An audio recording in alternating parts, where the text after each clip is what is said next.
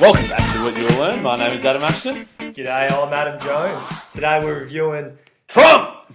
Trump it up. Trump it up. Trump it up. Trump, The Art of the Deal by Donald Trump. Donald Trump himself. Well, he's worked with dog. a bloke called Tony Schwartz. Don't know who that is, but anyway, He used to the play Trump. for Melbourne, didn't he? David Schwartz? Oh, Yeah. fuck. No. Anyway, Trump. So this is number one national bestseller according to the.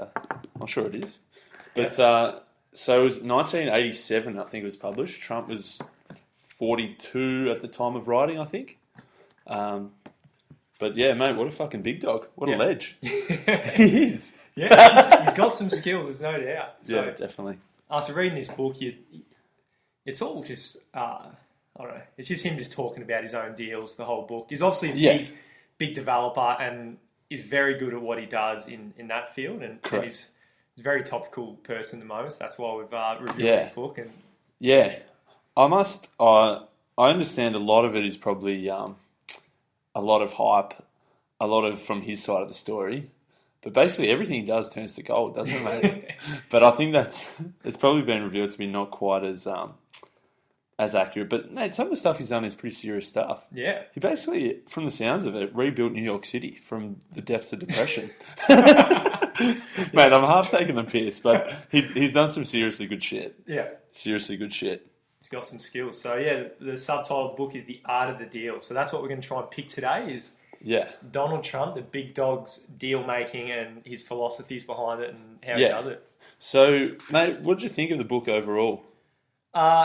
At the start, I loved it. I was getting into it, and then it was just, I don't know, just him talking himself up and not real actionable shit. It didn't really talk about the difficulties he had. So he might have a difficulty, but then he'd say, then I just fucking got it and then fixed everything up, and then everything was just gold, and I made a fucking $1 billion or whatever. But he didn't really go into detail of any of his struggles or any of the bad things about himself. It was just we see all the good. We don't see a lot. My criticism is similar. So basically the book starts off, chapter 1 is a week in the life of Donald Trump. And it's pretty interesting. So it's like, Monday morning, 8 o'clock, he gets a call from his broker, who's the CEO of Bear Stearns, and then 9:30 he's getting calls from someone who's rebuilding his house in Florida, and then he'll get a call from some charity who wants him to come to something, and then he's got some trying to get a casino license. Anyway, it's pretty interesting stuff that reading through like what he's got going on, because he's got like 12 different projects, 5 or 6 year projects all going at the same time. So I found that interesting. Chapter 2 is Trump cards, the elements of the deal. And so it goes through, I think, like 13 elements of making deals. So I was like, after reading chapter 2, I was like, fuck, this is going to be an amazing book. And then chapters 3, 4, 5, 6, 7, 8, 9, 10, 11, 12, and 13 were average. Very below average. And then chapter 14 was okay. So chapter 14 was just tying up at the end how all the deals turned out. But yeah, so basically chapters 3 through 13 were just 30 pages on each different deal, like casinos he was building, properties he was developing, trying to sue the NFL, trying to rebuild an ice rink in New York City. Like, it was sort of interesting stuff, but as you say, it was all so positive. It was all Trump wins all the time. Yeah, basically. Saving the world, Trump. Yeah. One city at a time. And, mate, soon to save America as well. Make America great again. Yeah. I think he's no chance. Mate, we've been listening to some stuff. Peter Schiff. Yeah. He writes. Like, it's not as... I think he's not as bad as people make him out to be. He's probably not president material, though. Yeah. I don't think Hillary's president material, but I don't want to get... I'm not political whatsoever. So. I reckon they both suck. Yeah. It's been a very interesting year politically. Like, if some of the world leaders we've got, surely there are better people out there. It's like unbelievable. Yeah, you'd think for sure, man. Anyway, was there? So as we said, chapter 1 was all about a week in the life of Trump. So all the things he got going. No point going into too much detail, but some of the things I liked. He says, I don't do it for money. I've got enough, much more than I'll ever need. I'll do it to do it. Deals are my art form. So he says that making deals is what he lives for. So he's like, painters, like to paint. For him, like making deals, that's what he gets off on. That's where he gets his kicks, he says. Yeah. Another one I like from that is you can't be imaginative or entrepreneurial if you got too much structure. Yeah, look at that, mate. I've got it highlighted as well. Yeah, that's it. So what does he do instead? So he says he just comes into work each day and just sees what happens. Yeah, just take some calls. Doesn't plan too much. So yeah. Obviously, he's got a lot of stuff going on at the same time. Yeah. But yeah, just does what he has to do, mate. I don't want to get too crass here, but nearly ejaculated reading this passage. Mate, this what fucking package? Okay, so this is what he says here. I don't know if he can claim this as original. I'm sure I've heard it somewhere else. But, mate, this sentence. I try to learn from the past, but I plan for the future by focusing exclusively on the present. Oh. Yeah. Bang. You feel that? Yeah, I feel it. Mate, so I just love that, man. It's I've got it circled 4 times, got stars all around it. So basically, he's saying that it's important to learn from the past, but he's not focusing on the mistakes he's made. He's trying to learn from those, but he's planning for the future by trying to do as best as he can in the present. Yeah, fucking love that. Oh, that is a great one. Yeah. So yeah, chapter 2, mate. Yeah, fuck. Well, let's skip the next 45 pages. Yeah. Skip up to chapter 2, and that'll probably see us off, I reckon. So chapter 2. So he's got 11 elements to the deal. So master them all, and you become Donald Trump, basically. Yeah. So number 1, think big. Think big. So his philosophy here, he's always thinking anyway. You might as well think big. Yeah, that's it. Why think small? So most people think small because people are afraid of success, he reckons. Mm-hmm. So their fear of failure or their fear of success or whatever just is their biggest roadblock, and they can't get past that. They can't get to the thinking big like he does. Yeah. And mate, it's clear from this book he thinks big. Fucking big. We're talking 70-story buildings. We're talking hundreds of $1 million making casinos. We're talking big. Yeah. Big. Which is magic of thinking big. We did a potty on. Yeah. So this is sorry, mate, go on. This is big. So he says, I wasn't satisfied just to earn a good living. I was looking to make a statement. I was out to build something monumental. Yeah. When he was young. So yeah, fucking young and ambitious and wild. Yeah. Guy. And I think it's relatively well documented. He was in about $2 billion worth of debt at one point. Was that after this book, right? Probably, yeah. I think it was early 90s, I reckon. But I remember there was a 60 Minutes or something with Barbara Walters, and he was just walking along the street, and he saw a hobo on the street. He's like, that guy lying in the ditch there has got $2 billion more than I had. But I think then he dug out and he got up to positive $7 billion. Yeah. After that. Yeah. Pretty incredible guy there. So number 2, protect the downside, and the upside will take care of itself. Yeah, I reckon this is really important. Yeah. For deals, for everything, minimising risk, and so that's what he's saying is just minimising risk, and then beyond that, everything's just profit. So, Richard Branson's another one who's a big believer and big exponent of protecting the downside. So, going off topic, going away from Trump to Richard Branson, when he got his first plane, he bought some planes for Boeing to start his airline, but he's like, you know what? If this doesn't work, give me 12 months. If this doesn't work, I'm going to sell them back to you. So basically, he borrowed a plane for free for 12 months, essentially, because if it failed, then he was just going to sell them back and no risk, no loss. So that's protecting the downside. Yeah. The opposite would be buy a plane for $50 million, and then you're $50 million in the hole if it doesn't work. Yeah. And an example, I'll briefly touch on chapter 7 when he was doing the Trump Tower and the Tiffany location. He set up his deal from the very start. I don't remember off the top of my head exactly how he did it, but he earned a profit of $500,000 a year after he sold the apartments and everything and set up the whole deal without putting a single cent in his name or without construction even starting. Yeah. So he had absolutely no downside and $500,000 profit a year. So he focuses completely on that. And there's a lot of people who say, power of positive thinking. He's believes in the power of negative thinking. So you think of the worst possible things that can happen, remove those obstacles, and then fucking go ahead. You're good to go. Then you're a winner. Yeah. That's good. I'm trying to think specifically. It was something where he bought the building off whoever owned it, and then he rented it back to them for more than the cost of his property taxes or something like that, where, as you say, he protected the downside. Yeah. Really impressive. Number 3, maximize your options. So he says he protects himself by being flexible and never getting too attached to one deal. And generally in negotiation, the person who wins is the person who needs it the least. Yeah. In that if you're desperate, and if he was just building one apartment building, he's hooked and he wants it. So he's going to cave and he's going to maybe pay more than he should or cut corners where he should so he can get the deal done. But by having multiple things on the go, he's not hooked on one thing and he can easily say no to things. Yeah, that's super important, I think. So, number 4. Number 4. Know your market. So before he got into a deal, he would catch a taxi into the area, whereas most developers won't really look into it. He'll go to the shop owners. He'll spend a few days asking questions of everyone who lives in the area to know the market. So he'll ask and ask and ask until he gets a really good gut feeling about where he's going to buy, and then he pulls the trigger. Yep, for sure. And he said that when property was running hot, maybe like it has been in Melbourne for the last couple of years, when property is running hot, everyone just wants to buy. Yeah. And they're like, oh, property's going up, it's going to go up, so just get in now.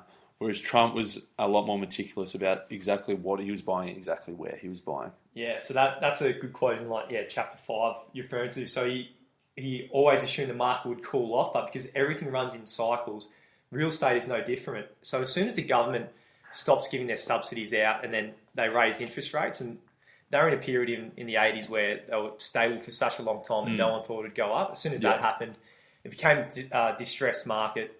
And that's where he made all his deals, is because distressed owners in times of when they had to sell and the city's going through trouble, Trump would come in and that's where the biggest opportunities were.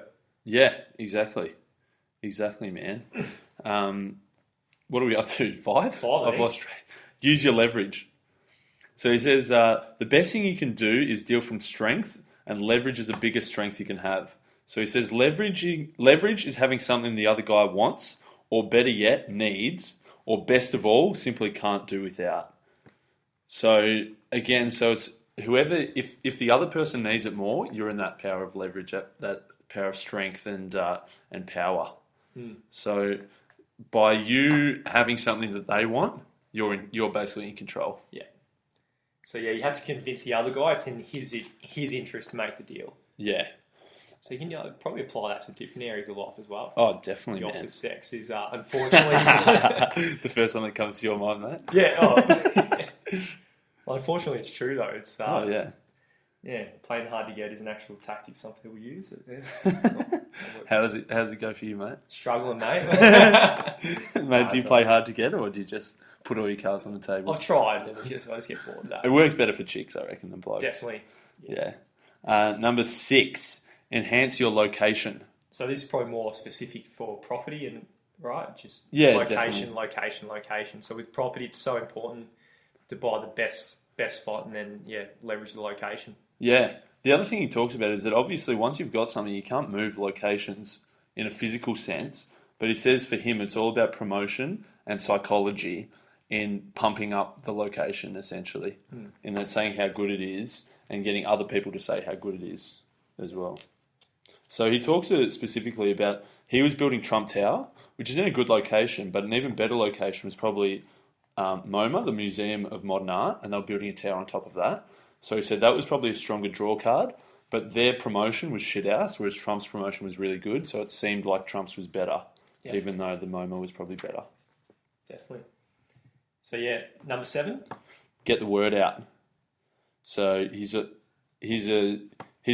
really good promoter and publicist. You can see now, the last 12 months in politics, how well he's used the media, not always positively, but always to his advantage, and that everyone's been talking about Trump for the last 12 months. That's probably how he's gotten to where he is now. Is self-promotion. He's incredible. Yeah, absolutely. And he hasn't paid for media, unlike probably the other side is working with the media specifically, and they're timing releases of everything, whereas Trump's just like being very grandiose, making some pretty abrupt statements like building walls and stuff that everyone's going to talk about. That's how he's getting the word out about himself.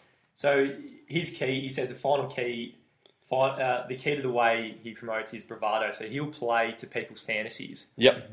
So it's not necessarily being real. He'll just, whatever they think he tells them what they want to hear. Yeah, exactly. That's good. And this is what he says here, which is interesting that this book is 30 years old. He says the point is that you have to be a little different or a little outrageous or do some things that are bold and controversial, and then the press is going to write about you. Yeah. So it sounds pretty much exactly what he did to get to the top of where he is now, politically. Fucking oath. I don't know what number we're up to. I've lost. 8, sorry. 8. So number They're not 8. numbered. We're just making up our own numbers here. Yeah. Fight back. Yeah. So when people treat me badly or unfairly or try to take advantage of me, my general attitude has been to fight back very hard. Yeah. So if you fight for something you believe in, even if it means alienating some people along the way, then things usually work out for the best in the end. Yeah. So if little people get in the way of what he wants and what he thinks is bigger, he'll just fucking destroy them just to get what he wants and what he thinks is the greater good. That's probably true, yeah. He doesn't take shit from anyone, basically. And he'll be, he'll have a crack, absolutely. Yeah. Like he's had like this ongoing feud with Rosie O'Donnell for a long time. Yeah. Just about, you can't let it go, can you? How about that Ed Koch at the end of the book? He had a crack at him? Destroyed Destroyed him. Yeah. He doesn't hold back in the book as well. He just fucking destroys people as well. So yeah, he does, absolutely. And he calls in this chapter the people who try to get in the way, and these are the life losers. So people who get their accomplishment from trying to stop others. Yeah. So he just destroys those people, basically. Yeah, he does. 9? 9, yeah. Deliver the goods. He says, so you can't con people, at least not for long. So he was conscious of the fact that early on, he was talking a big game. And he knew, he says here that he knew if he didn't deliver, that was the end of him. Because you can't just keep talking big game and not deliver. So he says, deliver the goods. You can try and create excitement, all kinds of press, and exaggerate as much as you want. But at the end of the day, you have to deliver the goods. Yeah. Otherwise, people will catch on to you in the end. And that's what he leveraged in all his deals. Like every development he went into, he went in under budget, under time. And then he used that. He said, I've done it X, Y, and Z. And then he used that for the next ones and then got even bigger projects on board. So, and that's what he talks about throughout the whole book, I reckon. Every 10 pages, he says, I always build on time and under budget. Yeah. So that's how he always seems to be getting bigger and bigger deals, as you say. Yeah, definitely. Number 10, contain the costs. So he says, I believe in spending what you have to, and then he doesn't want to cheap out and cut corners, but also I believe in not spending more than you should. And that's, definitely. If it comes down to return on investment's the denominator, then you want to minimise that, essentially. Contain the costs, as he says. Yeah, fucking no. And finally, number 11, have fun. Have fun. That's a good one. Yeah. That's a good one, yeah. What's the point otherwise? So. Yeah.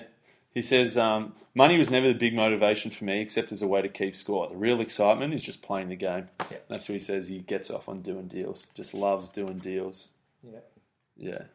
Cool, man. So, we'll skip chapters 3 through 13. There's one small thing I wanted, I thought was pretty funny in chapter 3, growing up. So he said he was very aggressive growing up, and in second grade, he punched his music teacher in the face and gave him a black eye. Because he told him he didn't know anything about music, and so the teacher told him you don't know anything about music. So Trump punched him. But he says now he's changed a little bit because the difference now is he likes to use his brain to fuck people as opposed to his fist. Yeah, that's good. But yeah, that's good. Yeah, nah. There's some other funny. There's some other good things, some other funny things. Yeah. I liked how he says the most successful painters are generally better salesmen and promoters than they are artists, which is very true. You can be as good as you can be the best in the world at what you are, but if no one knows about you and no one knows where to find you, it doesn't matter. Yeah. So I think that's an important thing to do. Mate, the other one that was probably a bit odd, he says, this is when he was talking about building Trump Tower. He says, what I'm doing is about as close as you're going to get in the 20th century to the quality of Versailles. I've been to the Trump Tower. I've been to Versailles. Yeah. I'd pick Versailles every day of the week. It's not like... Is Trump Tower any good? Oh, it's impressive. And like it looks cool. It's not just your rectangle building. Like he says he's got like 28 walls. It's interesting, but like Versailles, which is just like the palace of the fucking sun god or whatever he called himself, Louis. That's just like a whole nother level. Yeah. So there's things like that with Trump. He talks big. He talks big. That's his style. overall, mate, worth a read? Probably not. Mate, read chapter 2. I actually like it. Read chapter 2. I reckon what we've covered in the podcast is enough for people. If you prefer that. Like it. Yeah. Honestly, man, I liked it. I liked reading it. It's interesting. He's an interesting dude. He's a successful dude. He's done well. I liked reading the stories. It got a bit repetitive, though. Yeah. As you say, all the 11 deals he talked about throughout the book were all pretty similar. Yeah. But I thought it was good, man. But, yeah. It's a 400-pager. It's not not something, if you don't read much, don't bother. But if you, So I reckon he'd be probably strong in some areas of politics. Maybe not all of them, but in terms of construction and developments of the city and stuff, he's obviously fucking very good at that kind of stuff. Yeah. And being efficient in the projects he takes in. But in terms of like foreign policy and things like that, I think maybe you should stay away from that kind of stuff. I think. I don't want to comment politically, but it wouldn't be the end of the world, as some people say. Yeah. But I don't know if Hillary's much better, basically. But yeah, sort of fuck. Either way. So, I reckon I'd like to spend some time with him. I reckon. Yeah. I'd like to spend some time with him. I reckon he'd be a funny dude. Get him on. We'll try to get him on. Yeah. We'll get him on. Yeah. We'll get him on. Maybe after it fizzles out a bit. Yeah. Next time he comes to Oz, we'll get him on. Yeah. Trump it up. Trump it up. All right. Good stuff, mate. What's next? 48 Laws of Power. 48 Laws of Power. So Man, that's deadly, that book. It's fucking crazy, isn't it? It's deadly. It's very similar to the Trump book. It's got some very dark things about life. And you kind of read it, and you're like, it's fucking painful to read because it's true. But it's like being a fucking prick in some ways gets people to places, as unfortunate as it is. So. Yeah, definitely. So have a read. There's the 48 Laws of Power, which is a massive, massive book. And then there's the concise 48 Laws, which is, worth a read. Have a read and listen along next week. And should we sing it? Let's have a sing. Trump.